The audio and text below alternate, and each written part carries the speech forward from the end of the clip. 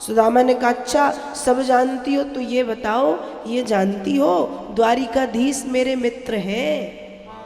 सुशीला ने कहा बिल्कुल जानती हूं, मैं क्या पूरा नगर जानता है कि द्वारिकाधीश आपके मित्र हैं। सुदामा कहते हमने तो कभी नहीं बताया किसी को, सबको कैसे पता? सुशीला कहती हैं आपके बताने ना बताने से क्या होता है, सुबह उठते ही जो कृष्ण कहते हो तो उठते बैठते खाते पीते सोते जागते आते जाते नहाते रोते गाते हंसते उठते बैठते लड़ते झगड़ते हर समय तो कृष्ण कहते हो।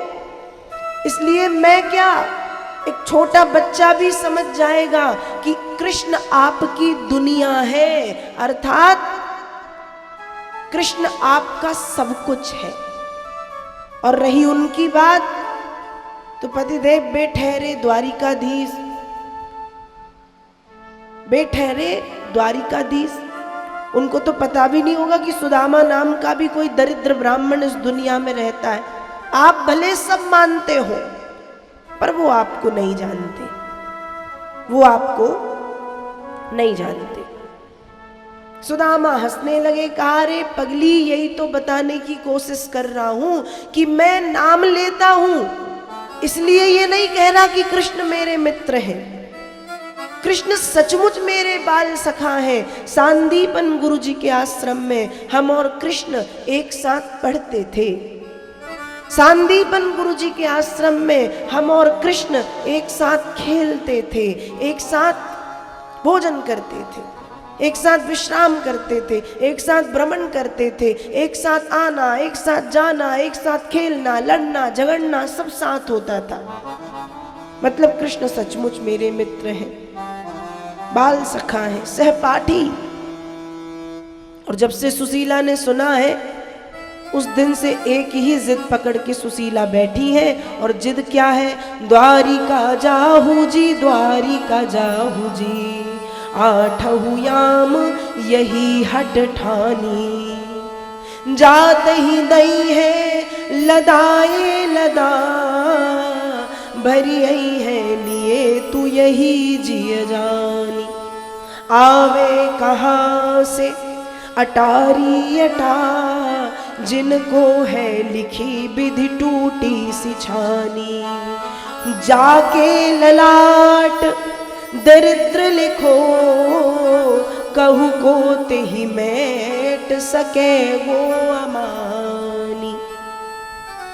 सुशीला ने समझाया द्वारिका चले जाइए, द्वारिका जाओ। जब से सुशीला ने सुना है कि कृष्ण सुदामा की मित्रता है, सुबह से शाम तक, शाम से सुबह तक सुशीला एक ही जिद करके बैठी है कि बस द्वारिका जाओ। सुदामा कहते अब तो मैं समझ गया, तुम मुझे द्वारिका इसलिए भेजना चाह रही हो कि जब कृष्ण मेरी इस गरीब परिस्थिति को देखेंगे, जब कृष्ण मेरे इन फटे चथे वस्त्रों को देखेंगे, जब कृष्ण मेरी शरीर की निकली हड्डियों को देखेंगे तो कृष्ण मुझे धन देंगे। धन के लिए भेज रही हो ना?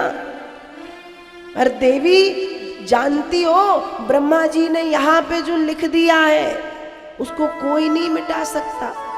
मतलब जिसके भाग्य में झोपड़ियां लिखी हैं उन्हें महलों की प्राप्ति नहीं होती, और जिनके भाग्य में महल लिख दिए गए उन्हें झोपड़ियों की प्राप्ति नहीं होती। जिनके यहाँ क्षय श्री लिखा वो अक्षय श्री नहीं बनता, और जिनके यहाँ अक्षय श्री लिखा वो क्षय श्री नहीं बनता। इसलिए मैं द्वारिका नहीं जाऊंगा, और धन की इच्छा से बिल्कुल नहीं जाऊंगा। तुम भूल जाओ कि मैं द्वारिका जाऊंगा। लेकिन सुशीला ने धन की इच्छा से तो भेजना नहीं चाह रही। सुशीला की इच्छा सिर्फ यही है कि ये जाए और दर्शन करके आए, क्योंकि सुशीला जानती है कि भगवान के दर्शन से बड़ा धन दुनिया में कोई नहीं। एक दक्षिण भारत में पति पत्नी थे। भक्तमाल नाम का एक ग्रंथ है श्री नाभादास जी का। उनके भक्तमाल नाम के ग्रंथ में कथा आती है, दक्षिण भारत में पति पत्नी हुआ करते थे। एक का नाम है राका, दूसरे का नाम है बांका। राका और बांका पति पत्नी है। ये खूब भजन करते थे साथ में। एक दिन भजन करते करते दोनों जंगल जा रहे थे। पतिदेव आगे आगे थे, श्रीमती जी पीछे पीछे थी। अब जब पति आगे आगे जा रहे थे, भगवान ने सोचा ये राका वाका की जोड़ी बड़ी प्यारी है, खूब भक्ति करते हैं, पर इनके पास धन नहीं है। एक काम किया जाए, इनको थोड़ा धन दे दिया जाए। तो जंगल के बीचों बीच इतना बड़ा सोने का ढेर भगवान ने लगा दिया। अब पतिदेव आगे आगे, पत्नी पीछे। जैसे ही पतिदेव ने आगे सोने का ढेर देखा तो पति बोले कि हे भगवान, क्यों सुबह से इस माया का दर्शन करा दिया। अभी वो पत्नी, कहते ना माताओं को सोने के गहने जेवरों की ज्यादा शौक होती। कहा भी उसने यदि देख लिया तो कहेगी कंगन बनवा दो, हार बनवा दो, बाले बनवा दो। अभी तक इस सब से मुक्त था, लेकिन जैसे ही देखेगी तो अब भी मांग करने लगेगी, पड़ जाऊंगा माया के चक्कर में। क्यों प्रभु इस माया को दिखाया। लेकिन पीछे पलट के देखा तो पत्नी थोड़ा दूर थी। उनने सोचा एक काम करे, इसको मिट्टी से ढक दे। तो मिट्टी उठा के सोने के ढेर को मिट्टी से ढकने लगे कि ये ढक जाए। थोड़ा बहुत ढक पाया, पीछे से श्रीमती जी आ गई और कहती है, क्यों पतिदेव सुबह सुबह मिट्टी के ऊपर मिट्टी डाल के समय व्यर्थ क्यों कर रहे हो। मतलब ये जो धन है, आप सोच रहे होगे ये मेरे लिए धन है, ये धन नहीं है, ये मिट्टी ही है। और मिट्टी के ऊपर मिट्टी पाड़ के समय बर्बाद मत करो। इतने देर में पता नहीं कितनी माला फेर चुके होते। चलो माला करते।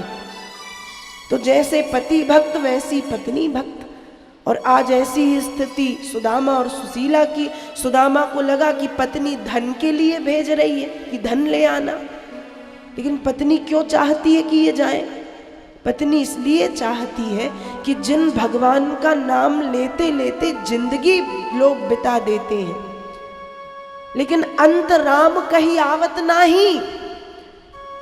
पत्नी सोच रही है कि ये अपना जीवन सुधारे, उन द्वारिकाधीश का दर्शन करके आए। जब ये दर्शन करेंगे इनको तो लाभ मिलना ही है, इनकी पत्नी हूं मैं।